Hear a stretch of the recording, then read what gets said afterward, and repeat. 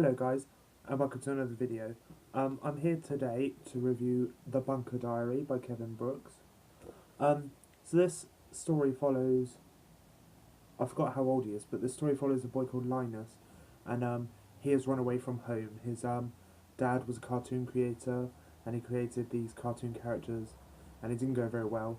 But then one day, a Japanese TV company bought the rights, and they made it into a TV show in Japan, and they spread all over the world, and his dad became uber famous.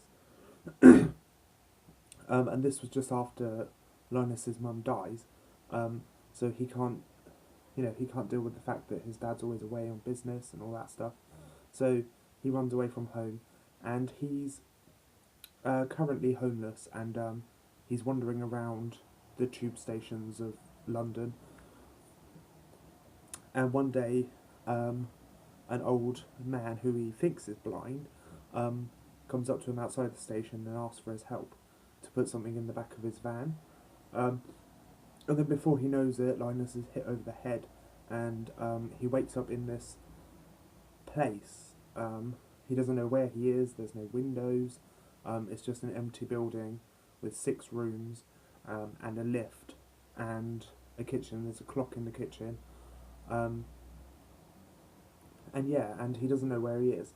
And basically he realises he's been kidnapped, or, he's been taken hostage. And then one by one he is joined by 5 other people. There's a little girl who's about 9, and her name's Jenny. And then there's a really fat 40-year-old guy called Bird. Well, that's his nickname. And there's another guy who is a druggie called Fred. And there's a really tall, skinny, up herself, plastic loving woman who just cares about her appearance. Her name is Anya.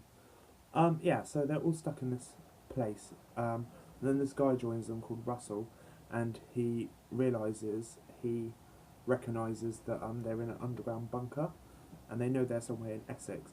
But that's really all they know. And they don't know if they're going to get out of the bunker, they don't know if they're going to have food, if they're going to survive, or whatever. And while they're in this place, Linus notices there's these grills on the ceilings and on the walls, and he notices 2 little things in the grills, and one's a camera, one's a microphone.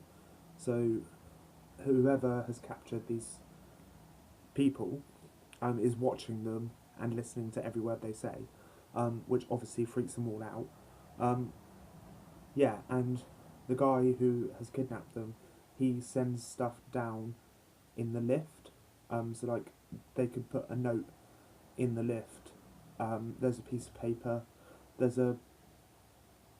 paper and a pencil by the lift, and they write whatever they want on the list, and then they put it in the lift, and he gets that stuff like cigarettes, food, whatever. And then obviously, because they're all stuck and they've all been kidnapped, subsequently they start to think about escape. And Linus plans a couple of escapes and tries them out, and the captor doesn't like this, and he goes crazy, and he first of all he sends food down, and they all eat it, but they realise it's been drugged, and they're all ill for a long time. And then the second time Linus tries to escape, he sends a ravaged dog down who hasn't eaten forever, and this dog attacks one of the people, big bite on his neck near his head, and literally they have to kill the dog to stop the dog going mental. So that's really all I can say without giving too much more away. The ending will shock you.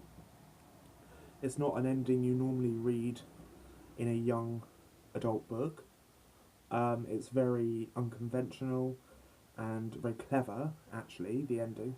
And it's just a very good book. It's a very good exploration of sanity and keeping it and losing it, and keeping and losing, trying to maintain faith, and all the other human things that we normally take for granted, like cleanliness and food and drink and time, even being able to tell the time, we take that for granted. And that's what this book does, really. It explores all those things and wraps it up in a brilliantly told, very cleverly written, witty story about survival, basically. Um, yeah, and I really, really enjoyed this. And just a note, I first saw this book on uh, Charlie's channel, and her channel is Duvet Day Devours, and I'll leave a link to her channel below. She's fantastic. You should all go check her out. I saw her haul this, and she said that Kevin Brooks was one of her favourite authors. Um, and she kind of gave a little synopsis about what this is about, like a tiny thing. And I thought, you know what, that sounds really good, and the cover's beautiful.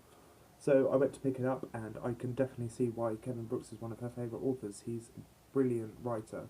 His writing style is so poetic and fluent, and it was really easy to read this, if I dare say that. Just because it was easy doesn't mean it was childish or not well written. It was beautifully written, and very in depth and very thought provoking.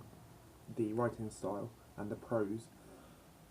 And yes, this is a very good book, and I recommend it to everyone. If you've read The Humans by Matt Haig, which is my favourite book of all time, it is absolutely amazing. You will love this. If you've read Black Helicopters by Blythe Woolston, you will like this as well. And yeah, it's a brilliant book. It's very engaging and enthralling and exciting, and definitely a page turner. And I look forward to reading more from Kevin Brooks in the future. Okay, thank you. So that was my review of The Bunker Diary by Kevin Brooks. I will leave a link to Charlie's channel in the description box, and I will leave a link to my Toaster Pop review of the book, so you can go check that out for a little bit more in-depth review. So thank you for watching. If you like this video, please give it a thumbs up. If you wish, you may subscribe. And I will see you all again very soon. Goodbye.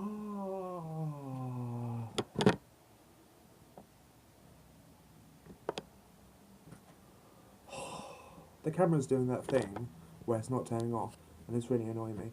So let's try that again. Goodbye.